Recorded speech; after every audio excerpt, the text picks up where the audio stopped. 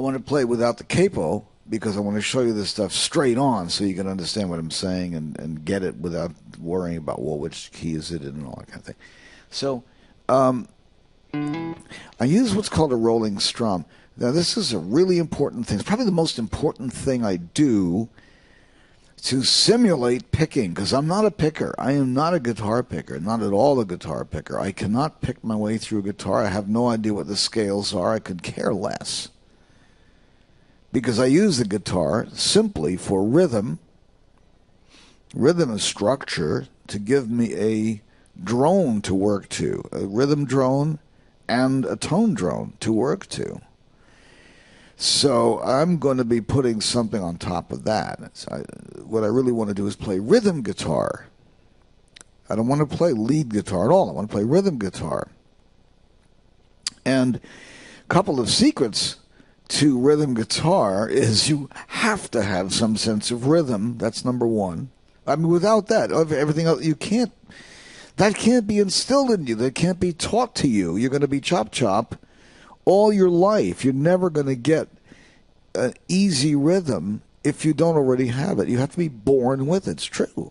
It's absolutely true. I've never seen anyone actually succeed in getting hip from square.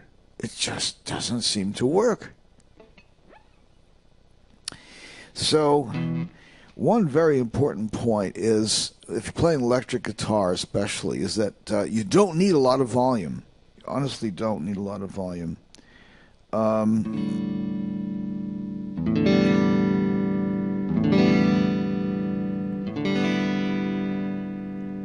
Like there. The thing is, when you don't have a lot of volume, every quaver will count. Every quaver will be heard. Every single nuance will be heard. You go crank it up like a quarter more.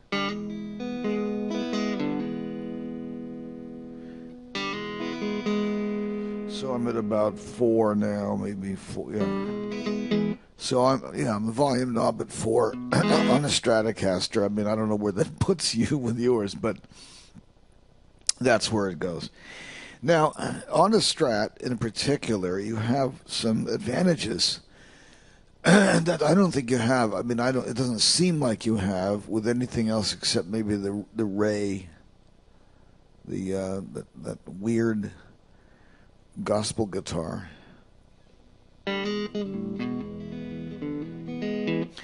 But one thing you can do is adjust the tones of your guitar considerably. There's a lot you can do there on the guitar and also in the amp. And you can switch back and forth here for different sounds, different timbres actually of the instrument. So it's a limited range of timbre, but it's not that limited. It's limited. Of course, everything is. But, you probably have 20 different timbres you can throw out there where the guitar sounds totally different 20 different times. Can be. And you can do that to alter the sounds enough so that you can get away with your lack of changes on the guitar. So now, big secret, tremendous secret, has to do with letting go. This is like the Buddhist method of playing guitar. And what you need to do is let go into what's called the open chord. Here's the open chord. I'm not putting I'm not wearing a gun. And I'm not going to do anything that would in any way offend a cattle herder.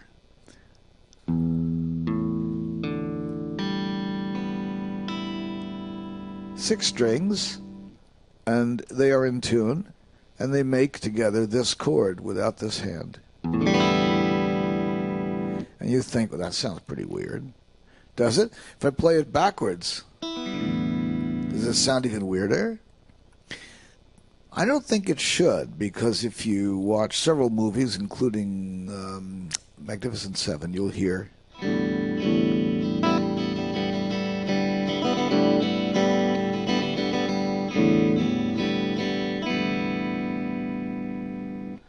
the scene with the hearse, driving the hearse up the hill. Like that, and so on. You'll also hear it in Blazing Saddles, a number of other places. You'll hear this open chord. So don't fear the open chord. It's like fearing darkness. If you're a student of Rembrandt etchings, don't fear the dark. Beautiful Rembrandts are dark Rembrandts, dark etchings, dark paintings. They're beautiful, they're gorgeous, the best ones, the most prized of all the Rembrandts, all the Goyas. Almost any of the late classical up through late romanticist, the darker, moodier it is, the more desirable the painting or etching comes to be. The great example of that is The Descent from the Cross by Torchlight by Rembrandt, which is the most prized, most sought after of all of the Rembrandts. I have one for sale.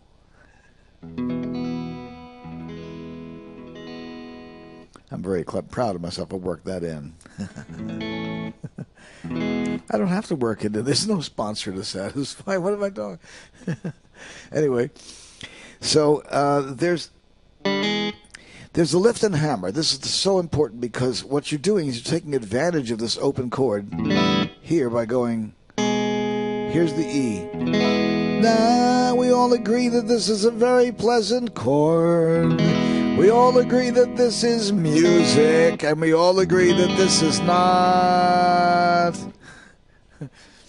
Okay, but if you use that rotary pick I'm talking about, watch what happens. When you lift and hammer, it's as if it's a pseudo picking. You're not really picking, but it's a pseudo pick.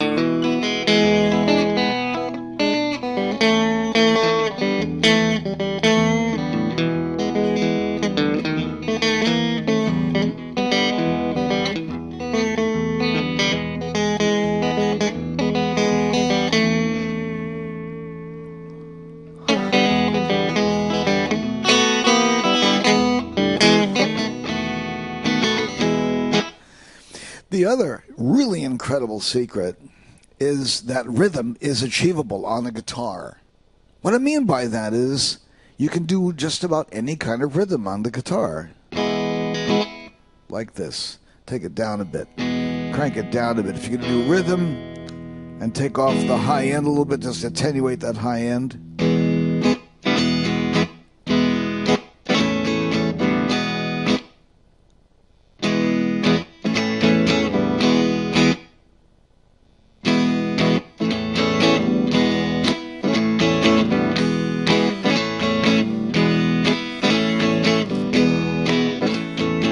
You know that song, right?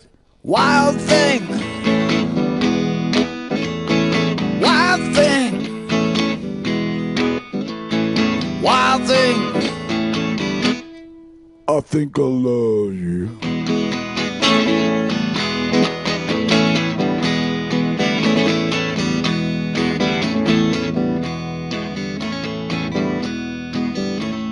See? Dun dun dun dun dun dun dun dun dun dun dun dun dun dun. See?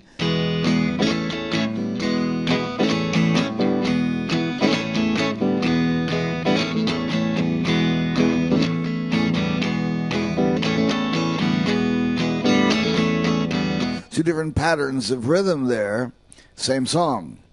Now, if I same exact chord, same exact thing, same tempo, 3 4 1 2 3 4, right? Around 96, something like that. Okay, so it would be something like this.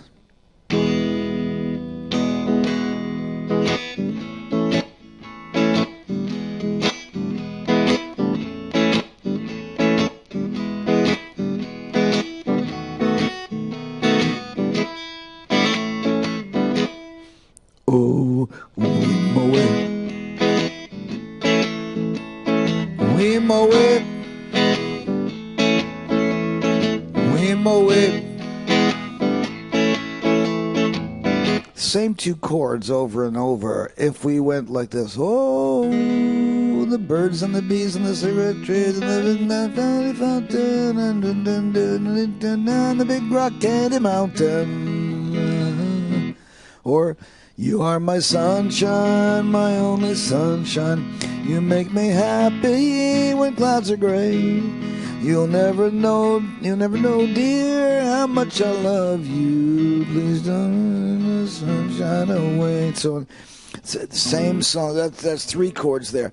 My point in that video that garnered 188,000 hits is that that's all you need is 3 chords. And I'm going to review that with you. What 3 chords do you need?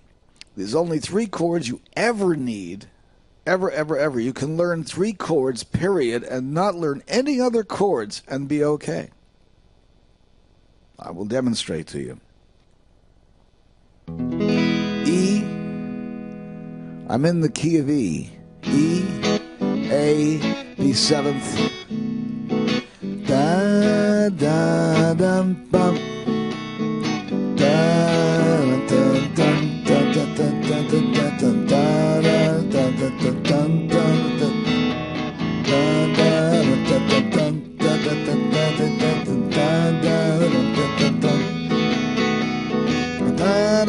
da da da da.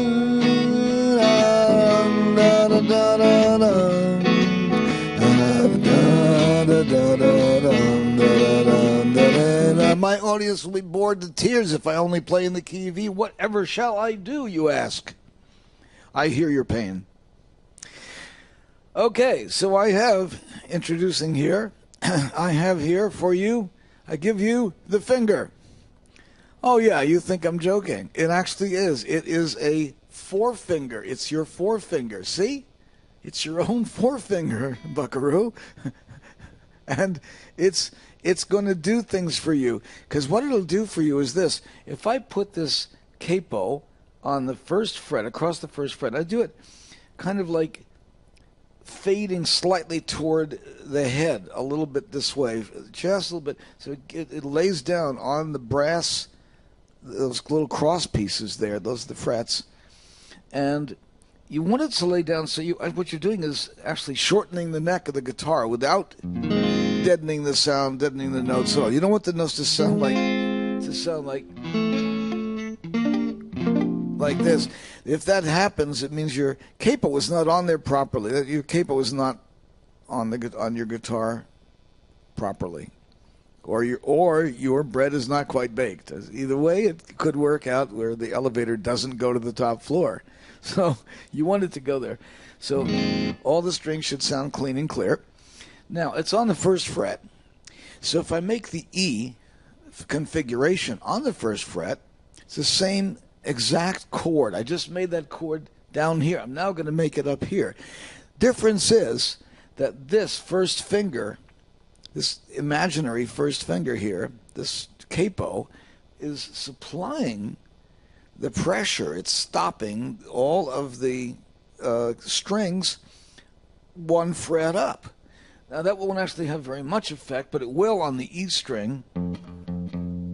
It brings it up to F. Interesting. F what?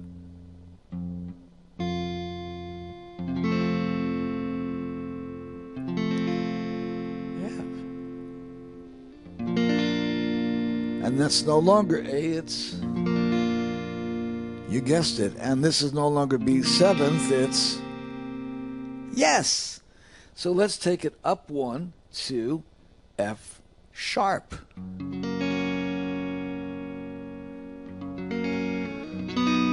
And everything adjusts. Still the A configuration, but it's not the A anymore. This was B7th, it's not now. Now, it's the same 3 chords. Now I'm going to take it up 1 more like this, and this puts us in G, the key of G.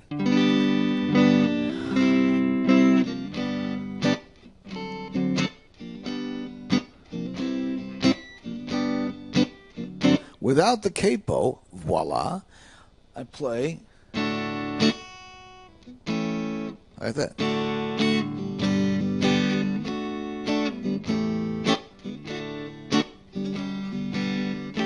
See?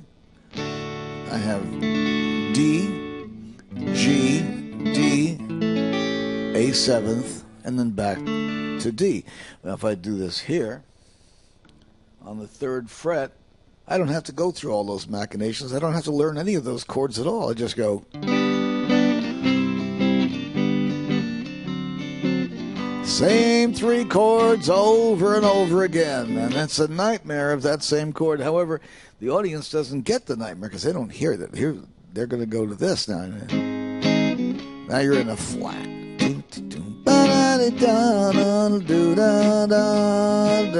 Now, go up one more, and you are in the key of A. And what that gets you is not only does it get you a great blues sound, because you're playing now up here, which is the range. This is where B.B. plays, okay?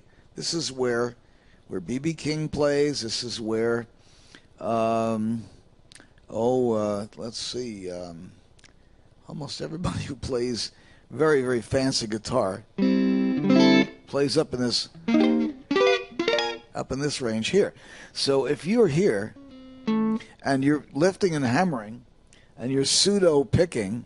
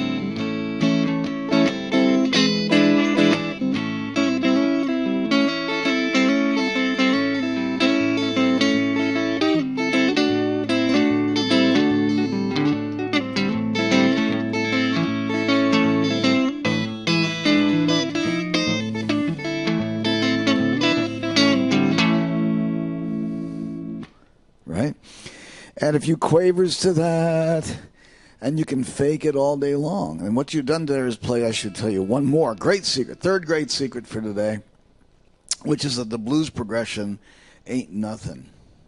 It's true. The blues progression ain't nothing. I'll show you how it works. Take off the capo. The magic is gone. Holy E chord, Batman. We're back to this basic thing. Now, what would you do? We're going to be in the key of E for the moment. We could be in any key we want to be, but the key of E. And we're going to go from E, A, E, B, 7th, E. Right, let's face it. Same chords, 3 chords. Remember, you have not learned any more than these 3 chords your whole life. That's it. Just these 3 chords, nothing else, and a capo. And a guitar, of course. You have to have the guitar, too. That helps. Okay, so gonna see the basic. What is everybody says? Well, okay, let's just do a 12 bar. Okay, yeah, standard 12 bar. Okay, standard 12 bar blues, guys. 1, 2, and you're going. What the fuck is a 12 bar? Why 12? Why not 13? Why not 11? Why 12 bar? Why blues? Why? How come straight? Why straight blues? Straight 12-bar blues. What are you talking about? There's 16-bar? You have a 16-bar blues? I don't know what that is. I don't know what the difference is. 4 bars is missing from this. I don't know. So here's the simple laydown. What you do is you listen, first of all, to how they play it, because everybody's got their own idea what a 12-bar blues is. There's no such thing as a lack of ignorance in the blues and jazz area, believe me, or any music area. You can have the most incredible jazz or blues group on stage. Not one of them can spell his own or her own name, but they're fantastic. They're incredible, and they can tell you everything about music. They know music like some people know their baseball cards. You know what I'm saying? It's true. Okay, so one thing about the blues, if you want to play the blues, is you need to figure out how to get the blues out of your guitar somehow. Okay, I'll show you some little tricks of the thing. You may have to wander away a little bit from your 3 chords, but not in a bad way. What I'll do is I'll ask you to just give me the finger back. Well, I'll show you what I'm talking about. Okay, watch here real quick. First of all, we're going to go to E. You're going to play E. And I'm hammering. That gives me that accent. Otherwise, it goes. And it's a folk song. That's not right.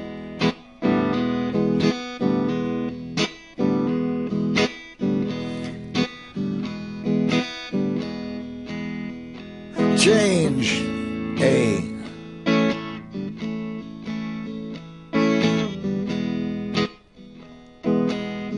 Now we're going to wrap it around.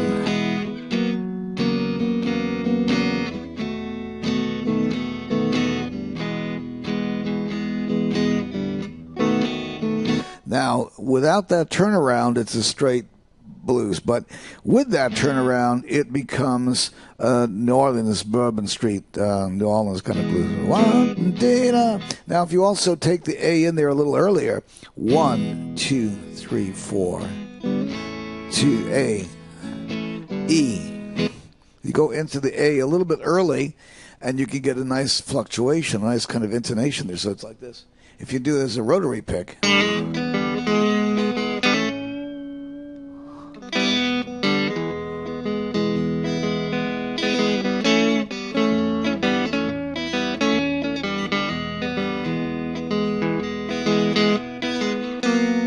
What did I just do there? I just took my E and ran it up a few things. So it's now in the third fret, from the third fret, and it's the third and fourth fret, see? It was the first and second fret. I skip one, I go one more, and that creates this sound, which is a B9th augmented 11th. I don't know what it is, but what it is.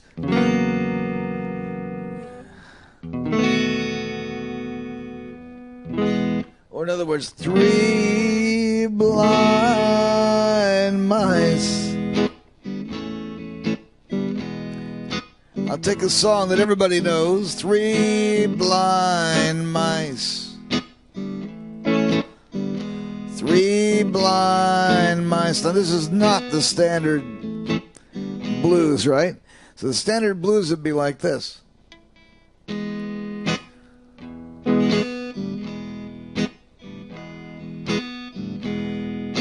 3 blind mice. 3 blind mice. Whoa, whoa. 3 blind mice. Well, they all ran after the farmer's wife. 3 blind mice. Well, see how they run. See how they run. Well, see how they run, Lord, Lord. See how they run. Oh, run. Yeah, run.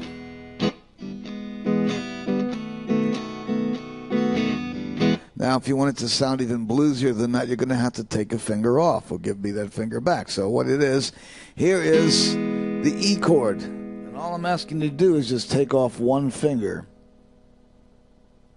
Which finger? The extra finger, your ring finger. Take it off.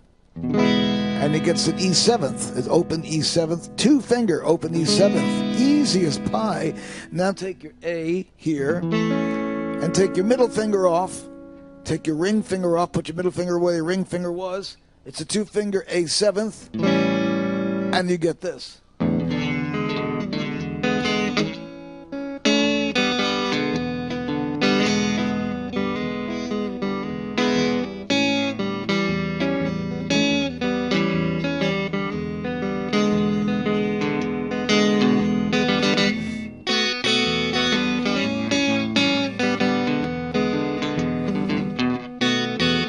And so forth. So that's for my guitar students. I have a ball with that. I'm going to just get into the jewelry stuff right